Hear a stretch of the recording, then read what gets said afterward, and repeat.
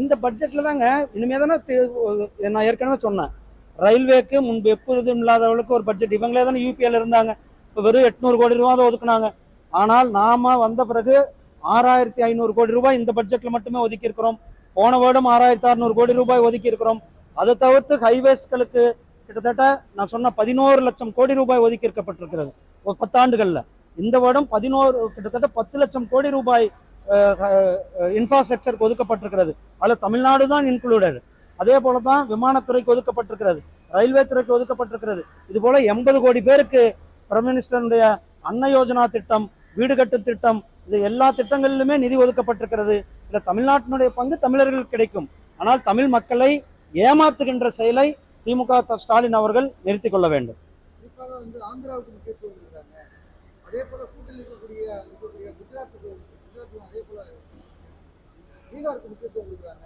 மற்ற மாநிலத்துக்கு தமிழ்நாட்டு இந்த பட்ஜெட்ல இடமே பெறல அப்படின்னு.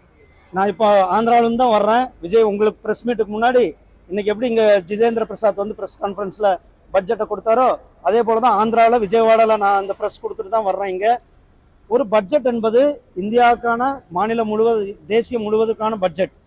தமிழ்நாடு பட்ஜெட் தாக்கல் செய்தார்கள். அவங்க என்ன இங்க இருக்கிற 30 மாவட்டங்களினுடைய பெயர்களையும் சொல்றாங்களா, நாமக்கல்ல சொன்னாங்களா, கோயம்புத்தூரை சொன்னாங்களா? அதே போல ஏன் யூபி பேர் சொல்லியிருக்கோமா? உத்தரப்பிரதேஷ் பிஜேபி ஆளுகின்ற அரசாங்கம் யூபி பேர் சொல்லியிருக்கிறோமா? குஜராத்தினுடைய பேரை சொல்லியிருக்கிறோமா? இது வந்து அப்படி அல்ல. பட்ஜெட் என்பது ஒட்டுமொத்த தேசத்திற்கான பட்ஜெட். கிழக்கிந்தியா என்று சொல்லக்கூடிய கிழக்கிந்தியா இன்னும் அதிகமாக டெவலப் பண்ண வேண்டிய பகுதியாக இருக்கிறது.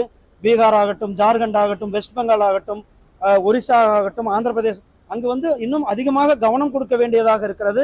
அந்த கவனம் கொடுப்பதற்கான அந்த மாநிலங்களை குறிப்பிட்டிருக்கிறார்கள். அதனால மட்டும் தமிழ்நாடு குறிப்பிடன்றதுனால தமிழ்நாட்டுக்கு உரிய பட்ஜெட் இல்லை என்பது அர்த்தம் அல்ல. ஏன்னா இப்போ சென்னை மட்டும்தான் பட்ஜெட்ல சொன்னாங்க, கோயம்புத்தூரை பத்தி சொன்னாரா? அப்ப கோயம்புத்தூர் புறக்கணிக்கப்படுகிறதா அர்த்தமா?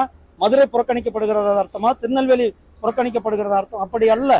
பட்ஜெட் என்பது ஒட்டுமொத்த நாட்டிற்கான பட்ஜெட்டாக தான் பார்க்க வேண்டும்.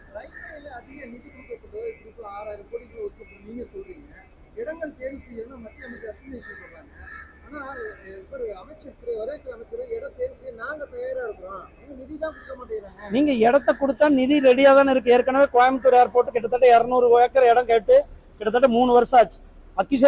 லேண்ட் அக்யூசேஷன் எடுத்து இன்னைக்கு வரலும் இடத்த கொடுக்கல. இது நம்ம இருக்கிற சென்னை ஏர்போர்ட்டினுடைய 200 ஏக்கர் இடம் கேட்டிருக்கிறோம். அந்த இடத்தையும் இன்னைக்கு வரலும் அவங்க கொடுக்காம இருக்கிறார்கள்.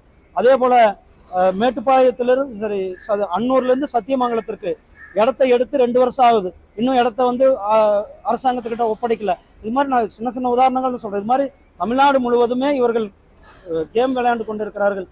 கோயம்புத்தூர் ஏர்போர்ட்டை பொறுத்தளவுக்கு இடத்தை எடுத்து விவசாயிகள் இருந்து 2-3 வருஷம் ஆகுது. 3 வருஷத்துக்கு மேலாவது அக்யூசேஷன் முடிஞ்சு. ஆனா ஹேண்ட் ஓவர் பண்ணாம அரசியலுக்காக வைத்திருக்கிறார்கள். அதனால திமுக மக்களுடைய விரோதமாக இருக்கிறது. திமுக அபிவிருத்திக்கு விரோதமாக இருக்கிறது. திமுக தமிழ்நாட்டினுடைய வளர்ச்சிக்கு எதிராக இருக்குது. நன்றி அண்ணா.